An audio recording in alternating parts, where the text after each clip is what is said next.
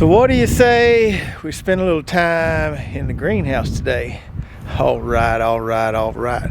It's pretty chilly out here, but in there it's nice and warm. So let's go in there and see what's going on. So the last time we were in here, we were taking a look at our peppers, and they were almost to the point of needing to be stepped up to bigger pots, but not quite. A week has passed, and we need to do a little bit of that today. Also, last time we were about to get some herbs planted. We're gonna take a look, check on those, and see what else is going on in here before we do some potting up. Also, last time we had several people comment about the messiness and disorganization of the greenhouse. So for those people, I've got it nice and tidied up now. Got it nice cleaned up, a lot more room to put trays and stuff as we step up plants and need more room. Let's take a look at what we got going on over here. So right here are several varieties of peppers that don't really have a name except a scientific name. My buddy Jason at Cog Hill sent me these. They came from some museum over there where he's at in Alabama, so ain't no telling what these are. But I've got the scientific name there. Don't know how old these seeds are. They may not even germinate. But we started them in some smaller 24 cell trays there. And if they do come up and if they're good, we'll have to figure out a creative name for them. But we'll just have to wait and see there. Here's some of Dad's stuff. Got a tray here of tomatoes we're going to be planting pretty soon. Another tray of tomatoes. Come over here, we'll see our herbs we got. And look at there. Everything's coming up slowly but surely. Our dill's coming up. So we got our sage coming up there, our Thai basil, good germ on that, and the Italian basil. There's thyme, little bitty thyme seeds, and tarragon seeds are coming up. Those seeds are so small, it's almost impossible to just get one per cell. So I just try my best, and I'll come in here and thin them out as they get a little bit bigger. But I mean, they're just so small, you'll take all day if you really try to get one per cell. So it's just a little quicker to come back and thin them later, in my opinion. Slide over to this side. Dad's got some stuff going on there. Here are those brassicas I showed you last time. I showed you how they pull right out of the tray last time. Still there. And these guys have needed to go in the ground for about a week now, but it's been so dadgum wet here that we can't get them in the ground. Can't get out there and work the ground, lay drip tape or nothing. It's just too wet. So we got transplants here, like you see there. Nice pretty little root ball there that's ready to go in the ground. So all we can do is just kind of back off the fertilizer some here with these guys. Just keep them watered, and we're not really trying to push them because we don't want them to get root bound in there. But we want them to stay nice and healthy, and hopefully within this next week we can get those in the ground and do a little video on that. Over here, we've got our 2 trays of peppers. This tray, well, what I would call my sweet pepper tray, although there are a few sweet peppers on this one. But this tray here's a little further along. Nice growth on those. We're stepping up some of those in a minute. This tray here, some of the hotter peppers. And these are just a little bit behind this first tray here, but coming along good. Even got good germination on our Tabasco peppers there, which are tricky to get up and going, and they kind of stay a little small. They don't grow as fast as some of these others, but if you can ever get them up and going, man, that's a good one to have in the garden. And then we got our tomatoes over here. These are our more kind of heirloom tomatoes and cherry tomatoes, and these guys are looking really good. They have responded well to that fertilizer 2 times a week, which we showed you how to do on the last video. And these guys right here are ready to be stepped up as well. You see we got some nice little root hairs coming off that stem there. And when we step them up, we'll be sure to plant these, you know, a little deeper than they're planted now to stimulate some real good root growth there. Now for the stepping up process. And there's lots of different ways you can do this. You know, with this, just try to kind of just use what you have. We use these things right here, these little flimsy trays and these little inserts, and they usually don't last but a year or two, and they crumble and you got to throw them away. They're not really durable. We are working on trying to find a source for some better quality step-up trays that we can carry on our website, but for now this is what we have used for the last few years, and it works okay considering we don't step up a lot. So I've already got some seed starting mix in here. I like to use seed starting mix for stepping up the plant. Same stuff we plant the seeds in because it's nice and sterile. Don't have to worry about any diseases. Already got some labels there, so we'll be stepping up those in just a minute here. One thing someone asked me on the last video is why with the peppers, if you're going to step them up anyway, why don't you just plant them in these bigger pots or cells to start with? And the main reason for that is because we only have so much space on our germination mat there. You can see we can only get a few of those big trays there on that germination mat, and if we try to plant all our peppers in bigger pots, we'll run out of room in our germination on our germination mats there. And also they just seem to germinate better in these trays right here, get a little better contact with that heat mat. So when we're growing a whole tray of peppers like this, because we're testing our germ rates and want to grow a big variety, it just saves a lot of space to germinate them in these 162 trays, and then just take the ones we want to keep and step them up to these guys here, which we can, you know, lay those on pallets on the floor here and they'll be fine. We don't have to be as delicate with those as we do when we're trying to get them to germinate. All right, so let's step up some peppers. And I think the way I'm going to do this year is, this is a 3x6 setup here, so 18 4-inch pots, 3-inch pots, I can't tell, 3 or 4-inch pots in this tray right here. So I put 18 plants in each one of these, and I'm just going to do 3 varieties per tray. So we're going to save 6 plants per variety. Obviously we've got a lot more than that in this tray here, so we'll just kind of take the best looking 6 and move those over here. We'll leave these in here as backups, or if somebody comes along, you know, you always got that neighbor that kind of wants something for free. So neighbor comes along, wants some pepper plants, we'll save these for the neighbors and for backups just in case anything happens to these. So let's start off with our King Arthur here, which we've got in these first 3 rows. And I could pull those out of there. You see decent root development, but not a solid root ball. So I doubt I could grab that stem and pull the whole thing out of there. So I'm just going to use my knife there to kind of fish them out and grab them and just kind of lay them on the blade of my knife and then kind of poke them down in there. I like to press the soil around them pretty good there so they stay nice and upright. And you do have to be a little bit delicate with these when you go to watering these right here in these trays right after you step them up like this, because they can be a little tender and fall over or bend over. But once they get some roots established in this new medium here, or seed starting mix, then they'll take off pretty quick. So there's 6 good ones there for our King Arthur. That's a bell pepper variety that I haven't grown before, but I've heard really good things about, excited about growing it. Now this variety here has been the one that has impressed me a lot because it's the biggest pepper plants I got. This appears to be the most vigorous variety so far, and this is a bell pepper variety called Early Sensation. So this is a kind of yellowish orange bell pepper variety. It's supposed to be super sweet, and like I said, really good germination on these, and really good looking plants. Some of the best looking pepper plants I've grown in a long time. So if you haven't started all your peppers yet, you may want to give this Early Sensation variety a try here. It's really tasty, and which I can't speak for yet, but I can tell you that is a good germinating and good growing pepper so far. And then our last row in this particular stepping up tray, we got our banana peppers here.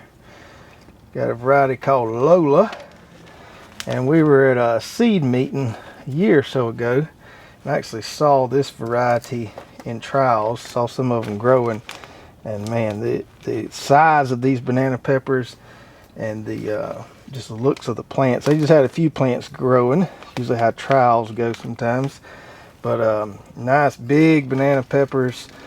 And if you leave them on the vine, they turn a pretty kind of orangish reddish color. I was really impressed what I saw from this variety, those trials. So after that, I made sure we added it to our site. I lost that one there. All right, so there we go. There's one tray done, and we'll just do 3 varieties per tray like that until we get at least this tray knocked out. I don't like to try to stuff them all up in one day, but just do a little bit at a time until we get them all done. And for this second step up tray here is a completely new series of peppers we added this year. Orange variety, yellow, and red. These all look the same. They look kind of like a bell, but kind of flattened. Got a nice thick wall on them. Really good sweet, good stuffing peppers. It's supposed to have excellent taste. So we got orangey sweet, that's the orange one. Yes to yellow is the yellow one, and then right on red. So we're going to plant not all of these, but a few of each variety there, and have us a nice little medley of sweet, really tasty stuffing peppers. These would be really good if you were making you some homemade pimento cheese, something like that. Put some of those in there and have yourself a nice little treat. Some of these, the root ball is not super great, but as long as we tuck them in there like that, they should be fine. Put our last one in right here. So I'll plant all 3 of these varieties kind of side by side there, so we can kind of see what they all look like and kind of combine them together when we harvest them. And really excited about this new series right here. And then the last tray of peppers we're stepping up today, we got 3 more varieties here. We got one called Gypsy, which is a little sweet pepper, coming like a lunchbox pepper, you might call it. We've got pepperoncini, which is your Greek pepper. Sometimes you get if you order a pizza or order a Greek salad. And maybe with the exception of Tabasco, which just makes billions of little bitty tiny peppers, this is probably the most productive pepper variety I've ever seen. It just makes and makes and makes. And these things are great raw, or you can pickle them or do all kind of good stuff with them. So I really like the Greek pepperoncinis. And then we've got our poblano here, which is a variety called Tiburon. Poblanos, you'll also see those called anchos sometimes. I think when they're dried, they're called anchos, and when they're fresh green, they call them poblanos. But you can do a lot of different things with those. Make sauces. I like to just stuff them with some cream cheese, throw them on the grill. Really good peppers there. So a lot of good variety here. Still got several varieties over here we have to step up. Our roulette, heatless habanero, Big Jim, Santa Fe Grand, Tabasco, which are some of our hotter ones. These here can stand to go another week or so, so we won't step those up right now. That's all we're going to step up for today. Just kind of do a little bit at a time. No sense in trying to do it all in one day. And then the last thing I need to get done in here today is I need to go ahead and get my hybrid tomatoes planted. Now, I showed you that tray of tomatoes earlier, which is mostly heirloom types, indeterminates, a few cherry tomato varieties there. And those heirloom tomatoes are great. They taste great. They're beautiful. But down here in the South, we really can't count on them for a ton of production. So we grow a few of them. They're fun to grow. Like I said, beautiful, great. Make an excellent tomato sandwich. But for our really productive, what we want to use for canning tomatoes, what we can really count on, we grow these hybrid determinate varieties. So let me show you what I'm going to be planting here. And since we're not market farming anymore, we're going with a lot more variety this year. Going with some tried and true varieties, but also some new varieties we're excited to try. So I got this tray here, this 162 tray, and it has 18 rows in here. So we can plant 9 different varieties. So I'm going to plant 18 cells of each variety of each of these 9 different varieties here. And I probably won't plant that many plants, but give me some good variety there, and Dad will probably want to use some of these too. So let's go through what we're planting here. So we've got our tried and true most popular variety, which is the Bella Rosa tomato. For a good reason. This one here, as far as determinate tomatoes go, is really hard to beat.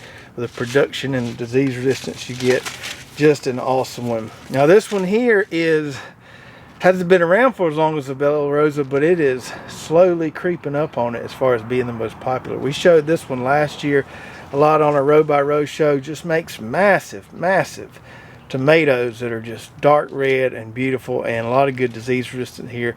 really vigorous plants on this red snapper. So got to definitely grow that one again. Grew this one last year, the summer pick here. It's just a solid, good, disease-resistant determinate variety. Really good cannon variety. Got some really good production off those. This one here is one we grew last year, a determinate paste tomato called Tachi. And you want to talk about just loading up. These plants absolutely load up. And if you don't have a lot of room, or you don't want to trellis tomato really tall, but you want some good paste or salsa tomatoes, this is a great one, because the plants don't get but about, I'd say, 4 foot tall on these. So they don't get very tall, but they just make a ton of tomatoes in a few week period there, because they are determinates. They just load up. And if you want to do some canning, this is a great one. Now these next ones are ones that I have never grown before, but come highly recommended, and that's why we added them to our seed lineup this year. This is another paste type determinate, disease resistant, similar to the Tachi, called Invincible. So really interested in growing that alongside the Tachi and kind of being able to compare those two. This one here is another determinate, disease resistant variety called Southern Ripe. It's supposed to do good at setting fruit well in the heat. Same thing with this one right here. This is a hybrid that's been around for quite a while called Florida 91. I've never grown it, but heard really good things about it. This one here is a fairly new variety called Roadster. So interested in trying that one. That's a determinate slicing tomato. And then the last one here is one we just added called Chef's Choice Pink. Now I grew the Chef's Choice Orange last year, and I don't like indeterminate varieties a whole lot, just because I like my production all in one kind of window there, and down here all tomatoes bite the dust come July. But I grew the Chef's Choice Orange last year. Really like those, and for an indeterminate variety, they did pretty good down here. So trying the Chef's Choice Pink this year. So we're going to get 18 cells for each of these 9 varieties planted here, and with these we'll plant these straight from this 162 tray into the garden. We're not going to step these up. These are good disease resistant varieties, and so I'm not trying to compete or trying to outrace the imminent heat and humidity that's going to happen in the summer, because I know these varieties can take it for the most part. With those heirlooms and stuff, I do want to put a little bigger plant in the ground. These, I'll save myself the effort, and we'll go straight from these 162 trays into the ground when it finally warms up. Who knows when that's going to happen? Hopefully around mid-March or so. One thing I want to show you with some of our hybrid tomato varieties, we have them available with pelleted seeds. And these are really nice, because they're just easier to singulate, so you just get one per tray. These seeds are a little more costly than some of your standard varieties, so you definitely want to be careful and not double plant when you don't have to. So I'll show you what it looks like here. If you can see there, what they do is they just take the tomato seed and they coat it with clay, and it makes it larger and more round, so you can pick it up one at a time and easily put them in those cells there. And these germinate really well, so no need to plant 2 in each cell because you don't think they're going to germinate well. These germinate really well, and they're just easier to work with. Now I wish we could get all of our hybrid tomatoes pelleted, but it just doesn't work that way. But the ones we do have pelleted, they look like that, and it surely makes things a lot easier.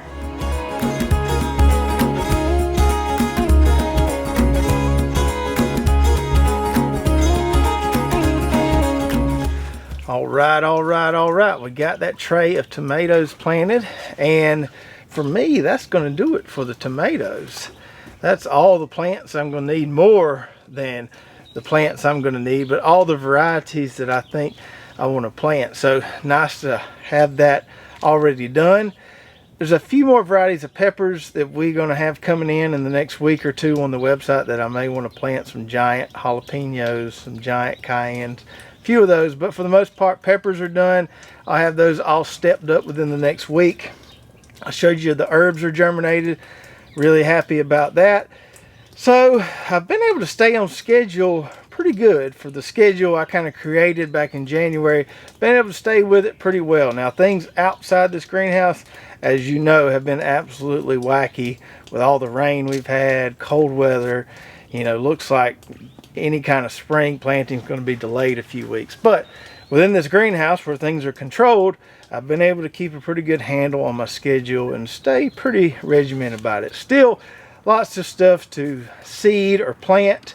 We got to get our flowers seeded, so we'll transplant zinnias, ageratum, celosia, a lot of flowers for our flower plot. Our seedless watermelons, we'll start those from transplants. And then okra, we always transplant our first planting of okra in the spring. So still a few more things to get going, but definitely well underway with herbs, you know, done. We're just waiting on them to grow out. Peppers for the most part done, and tomatoes for the most part done. So I hope everybody's staying warm out there with all this crazy winter mess we've been having. Hopefully it'll be over with soon and we can all get back outside in our gardens and play and have a big old time. Let me know how your seed starting is going, especially if you're doing it, you know, indoors or in a greenhouse like this. Let me know how things are coming along. Are you stepping up stuff yet like we did today? Maybe you got a few more weeks. Let me know how you're coming along with all your transplant growing out there. I'll put a link below to our tomato seeds page so you can go check out some of these awesome varieties that we got started today. If you enjoyed this video, make sure to give me a big thumbs up. Don't forget to hit that subscribe button if you haven't already, and ring that bell so you get notified every time we come out with a new video. And if you did enjoy this one, check out these other 2 seed starting videos right here. I think you'll really enjoy those as well. We'll see you next time.